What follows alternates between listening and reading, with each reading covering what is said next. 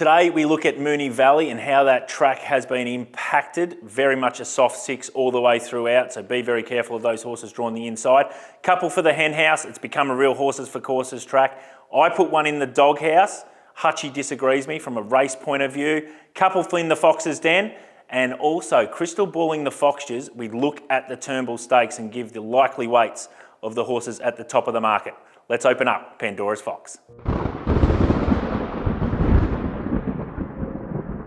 Hello and welcome to Pandora's Fox. My name's Julian Valence, joined by Clint Hutchison as always. Hutchie, how was the week? Olympics are over. Yes, they are, and thank God for that. I might get some sleep now and stop losing my money. That would help. But hey, you shot the lights out on the weekend. Well, we got a bit lucky there with Aspen, Colorado. Nice work. Yeah, he's a Goldilocks horse, as we spoke about, but that's his one win maybe for 18 months.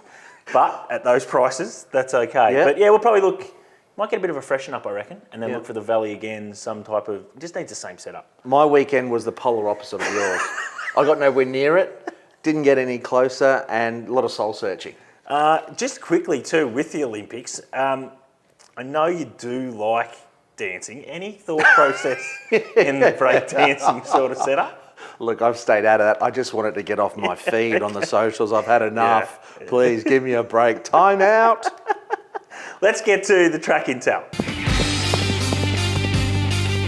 All right, there's a bit here, Hutchie, I reckon, because it was the first go Moonee Valley for a while. Rail was in the true position. It was a soft six throughout. Now, times indicate that it actually was a soft six throughout. Okay, so we're going to get to maybe that a little bit later. So genuine soft track, and then as the day went on, there is no doubt inside was a disadvantage. The market was telling us that anyway, probably from race 4 onwards. They were spitting horses out on the inside. So what do we want to do with this day going forward? Look, the way I saw it, I thought it, for me, the time was a little faster early on. Obviously, it chopped out, like you said.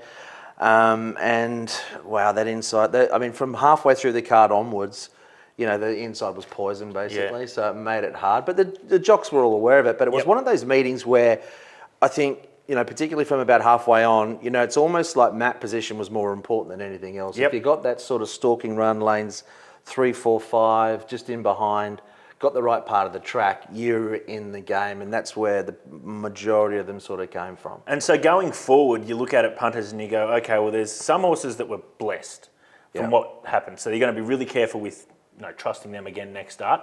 But I think those ones that have drawn 1, 2, 3, and I'm probably going to start with your horse, Big Me, because it was the only horse that had drew the inside from race 4 onwards that actually held its price and was firm. So you can take some solace from that. I'm sure you really enjoyed it and excited about that. But I think you have to be forgiving of those horses on the inside because it ran from the 800 to the 400. You couldn't make ground, and you saw a lot of horses, in essence, going backwards. When you see them sweeping down, past the school, they're going from 4 or 5 lengths off them to right on their hammer. The other thing I'd say about the meeting, particularly depending on where a lot of the the viewers and punters get their ratings from, it was a deteriorating track. So what you need to do, and be very careful referencing closing sectionals from particularly early in the meeting, they're going to be better than what they were later. And if you're not going race by race, a lot of them are done as a bulk. That you got to sometimes upgrade the later races. It's a little tricky. Yeah, that's a really good point. But let's just quickly talk about, we had probably 10 days of no rain whatsoever. How's it a soft six? So and I get the intel from Marty Simon, which is fantastic because it tells the punters exactly what was going to happen, that the inside might chop out, and it was 800 to 400 was softer. So that's great, fantastic, love that. What I'm overarchingly worried about is if we do get some rain, like leading into, say, the Cox Plate weekend, is this track going to be able to handle it? Because if we'd got rain in these 10 days, I'm worried what a track we would have been on. Got blessed with the weather and we still were running on, no doubt. Yeah, I don't know. Look, when we get into these sort of track manager areas, it's a difficult, I understand it's not an easy job, but when we had conditions like we had leading in, which were absolutely, you'd say perfect, really, and you're on a soft six and, a track that really had a significant pattern, it's a worry, so let's hope they can sort it out. And I suppose, if we can continue to get some good weather, but I just think the way, maybe the things are going on around there with the apartments and all that, is that putting shade into certain areas of the track, making it really difficult for Marty and his team. They do a fantastic job, not saying otherwise, but just fear for this track going forward that if we do get some rain at some really inappropriate times, we could... Wouldn't be like Melbourne to get rated. No. It's back now, though. Have you been looked out the window? It is back. This is perfect weather for you. Yeah, no, it's on. It's on. Tin foil and vegetable oil is out, I can assure you of that, Hutch. Let's get to the Hen House. All right, let's have a look at the Hen House here, Hutch. Just some races and some things that we got out of the meeting that we think we can trust going forward. I want to identify the first one here as being race 3. Lincoln Rocks wins the race, goes a third of a second inside standard time, which probably backs up your theory that early in the day, they're probably going to be running a little bit quicker times than what they were later in the day. Last 400, 200, pretty good for a staying race. I thought that was pretty good, matched up really well compared to the rest of the day. I thought first and second, Lincoln Rocks and a horse you wanted to look keen was Captain Electric. They were really good. But I think this is a race that, again, it's only a benchmark race, so we can just pick the eyes out of it. Yep. In 2 weeks' time, 3 weeks' time, we see these horses again. I think it's a race we can follow with a bit of confidence. They both drew wide and went back off a good speed. They found the sort of right part of the track. So there's a few things there. But I didn't mind Captain Electric's run because there's 2,400 back to 2,000. Yep. 3 old against the older horses. Like, there's a lot of options, I think, for him. And he's racing really well. So he doesn't need to be that far back. That's the other thing with him. He has some tactical speed. We saw Damien Lane win on him. So I think he's a horse to follow. He might be able to string a few together. Positive there with him as well, as he was really well supported too. So market's got him going to a really nice level. So I think it's a race we can follow with a bit of confidence. Here's the next race we're going to look at, Touch. Race 5. Winner was Mornington Glory. I probably got this one pegged, and I think you do too. It was probably the best race on the card. Third of a second inside standard time. Last 400, 200, zipped home. Best of the day by far. Winner was off the map. Second up, got towed up by recommendation on that really soft track at Caulfield that you identified a couple of weeks ago to be just a little bit wary of. Back to slightly drier here, even though it was a soft 6. Money suggested it would win, and it won exactly like that. Wow, what a performance. It was clearly the best of the day. Look, as a collective, I'm not sure about this meeting, but this horse did find the A position. I mean, it was given a beautiful ride, but never really looked like losing. It was dominant, and like you said, ran time. So it ticked a lot of boxes, margin, time, great performance. Horse is flying. Yeah, absolutely. So, and only early in the prep. So it can continue to build through that. I think they're going to go to a group race or a listed race next start. I think it's one we can definitely keep an eye on because it has rated really well. Third Hen House I've got here, Hutchie, that I wanted to add. It is not a race, but just I think of all the metropolitan tracks, I think Moonee Valley is the one where it suits, and it's a weird comment to make, Moonee Valley horses. Sometimes you need to have performed there in the past. Now, obviously, you can go there on debut of your first ever run at Moonee Valley and win, no issue. But I seem to think that horses go back to their best when they're at Moonee Valley. So let's go through a list. Lavore runs second, was well supported. Its last win was at Moonee Valley, 1,600 metres. Clearly, it goes best there. Mornington Glory is now 2 from 3 at Mornington. Cavale Rompe has had 2 goes for a first and a second. My boy Aspen, Colorado, 4 goes for 2 wins and a second. And Home Rule wins the last, had 5 runs, and it's had 2 wins and 2 thirds. So I think it's a track more so than any other track in Melbourne, other than probably the straight up Flemington where you can sort of get the market really gravitates towards, that if you've performed at Moonee Valley in the past and you might not be going well at Caulfield or Flemington, they get back to that figure. Yeah, definitely. It is a very unique sort of track. And a horse like we mentioned with Captain Electric, he wanted to lay in. I'm not sure he handled the turns all that well. I'd love to see him on a bigger track. So it works both ways, doesn't 100%. It? Specialists and the ones that you go, well, you know what, just don't didn't think really it was like it. track. Yeah, you could probably suggest Lonro didn't like Moonee Valley, couldn't win a Cox Plate, but some others suggest a horse that won 13 Group 1s wasn't much good. I'm in that boat. All right, that's the Hen House for Moonee Valley. All right, for everything that's got a hen house, we have to have a dog house, Hutch. So first one I'm going to identify here, and I reckon we might butt heads here, for me, is race 4. Now, the winner was Dashing Duchess, and I know they went really hard, but they couldn't beat standard time. Their last 400, 200, I think was close to 13 and a quarter, last 200. Now, I know it was the staying race, so we expect them to come home really slow, and they did go fast. It was the worst of the day by far. I'm really worried about this race, but you're sticking up for it a little bit. Yeah, that strong pace, just on my speed figures, comes up well. So, you know, in terms of the closing sections not being strong, I get that. But, you know, Mark Zara, I think, rated this horse absolutely perfectly. 2,800 back to 2,500, put the foot down, make it a staying test. How well's he riding by now? He is on fire. And that kind of ride suits this kind of horse. I don't know about the whole race, but they put up margins. I thought overall the time was good. The speed figure came up good on my stuff. So I'm going to say you're wrong with Dash. Yeah, and this is good. So against each other, so we're going to have a long lunch on this one. So if we can get something out, if the market gravitates towards these horses out of race 4, if these horses can be competitive, like Hutchie says, then I owe Hutchie a long lunch. And if the market bins them all and they go no good next start, well, it'll be a long lunch into dinner, into breakfast. I've lost a lot of lunches lately, let me tell you. You can tell.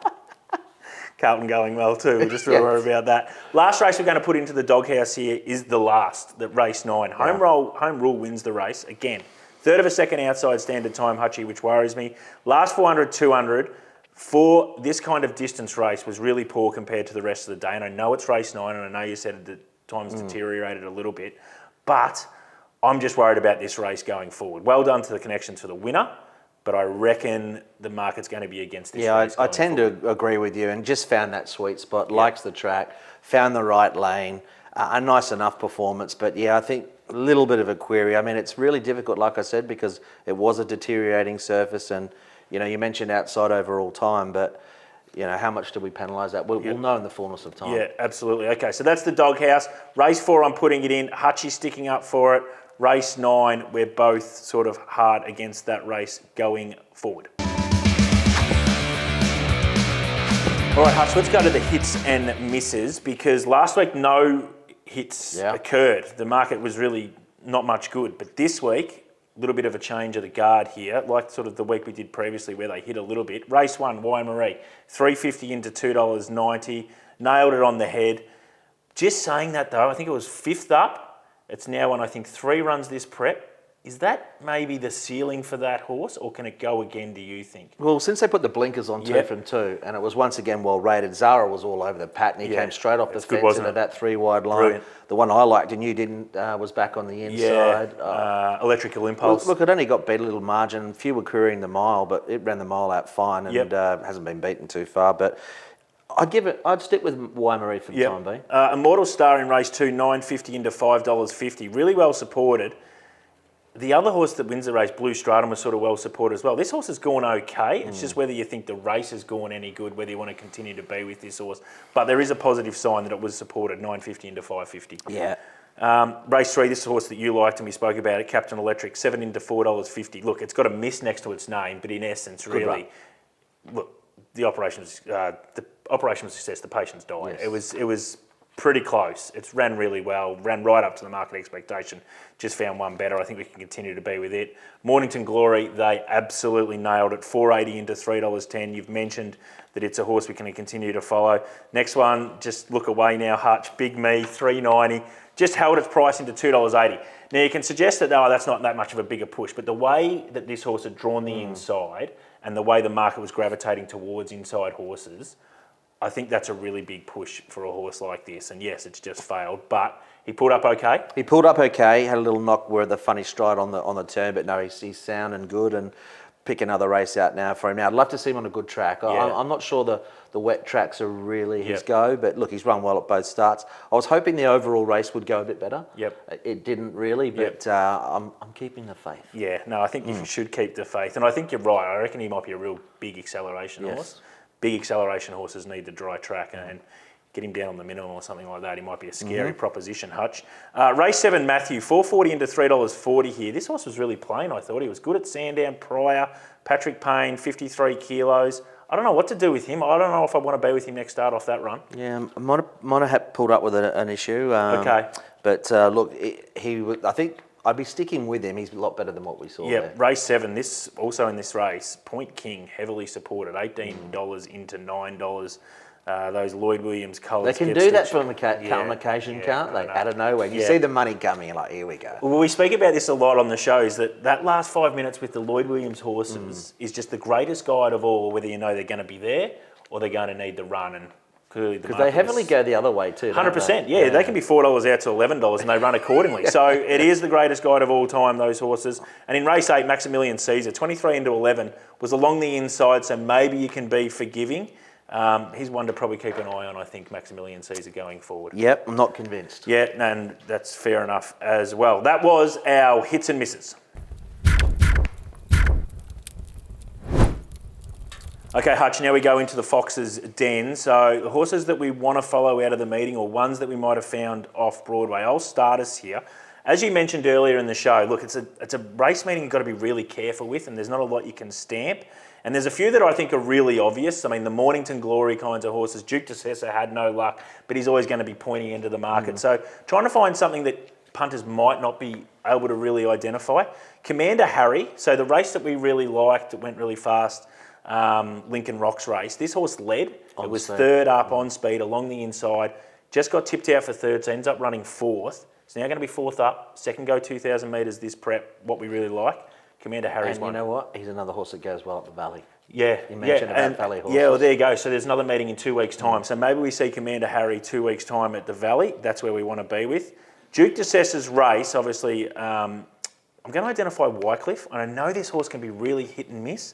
I just thought it was a sneaky run, just as good possibly as Duke de Sessa. Now, the market's going to absolutely gravitate towards Duke de Sessa. The video watchers are going to be all over it, but Wycliffe might be the one the market misses to begin with. Just keep an eye on it. Off Broadway, it's not that far off Broadway. It was Sunday on a Wednesday, and I reckon every man in his hand found it, Hutch. A horse called Daggers was outstanding, winning its maiden. It's a horse that I've got rating through the roof, and I think it can go on with it. You've got two for me. I've got two. They both come from a Geelong meeting. Zalotti's is the first one. This is a 5-year-old mare that Jonathan Munns owns with Graham Begg, and there was a significant pattern at Geelong at this meeting. The inside lanes were far superior. Okay. Difficult to make ground with the rail back and the true. So the tempo of the race was steady, closing section sound, but 3 wide and just really put them away quite easily. I thought for a 5-year-old man. The fact that she's still in work with Graham Begg. It shows ability. Because Graham Begg does get rid of them very quickly if they're not city class. Yes, he does. I did see that. I was like, 5-year-old man. I was like, Hutch, it's Gonzo here. No, I think it's worth sticking with. Yeah, 100%. I don't know where they'll go, but she beat Happy Link, and Happy Link I think is ready to win one. And it was painful watch because I was on Happy Link, but it had every possible, in fact, pace to suit. So that's one. And the other one, it's rated pretty well. Quello Dorato with Danny O'Brien. Couple of runs once again, pattern against. I thought it was a lot better run than it looks if you're just watching the vision, not taking into account the pattern of the day, but probably will appreciate a step up in trip as well and stays in that maiden grade. So a little bit of an excuse there. I think they can go up in distance. Those are the two, Quello Dorato and Zalotti's. Very good. So that is in the Fox's den.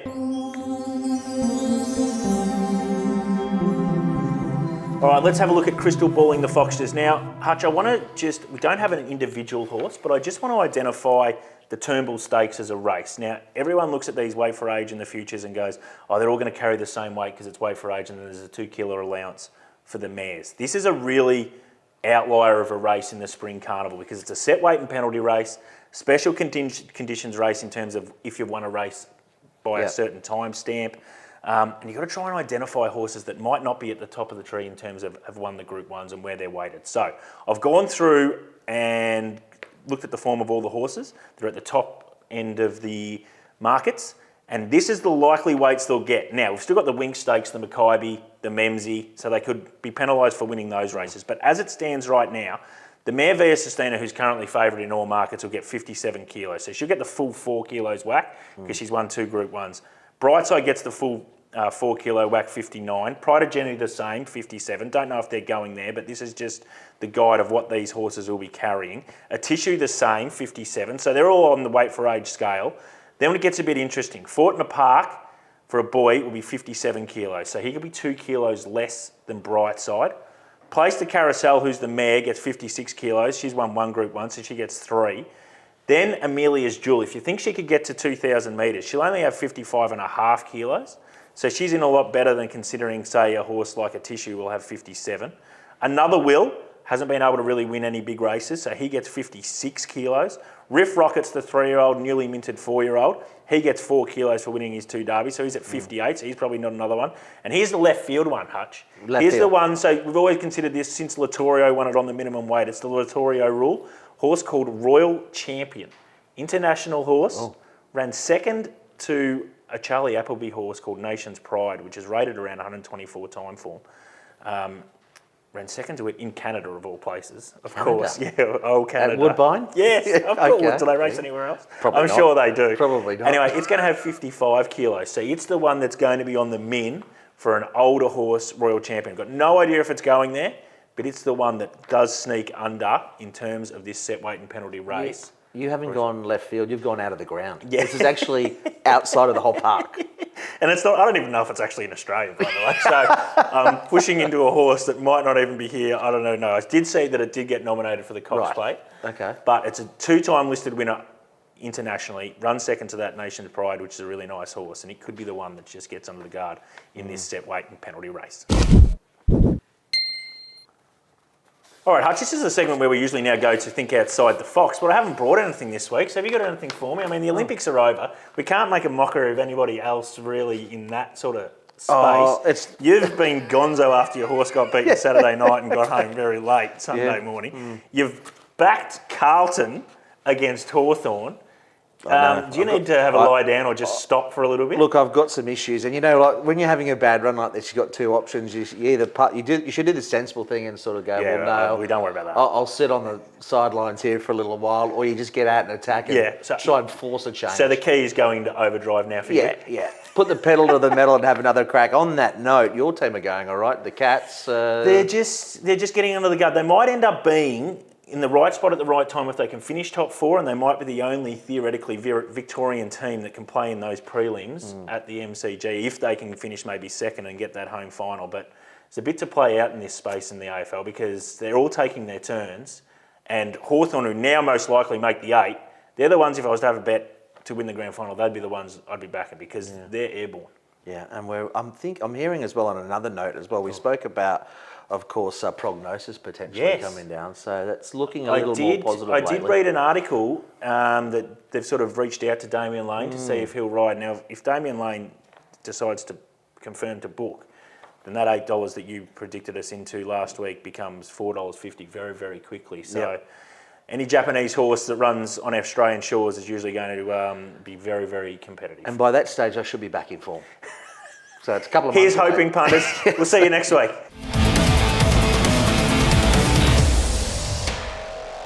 Thanks for watching. Don't forget, like and subscribe for more information, all the intel from Foxcatcher. What's gambling really costing you? For free and confidential support, call the number on the screen or visit the website.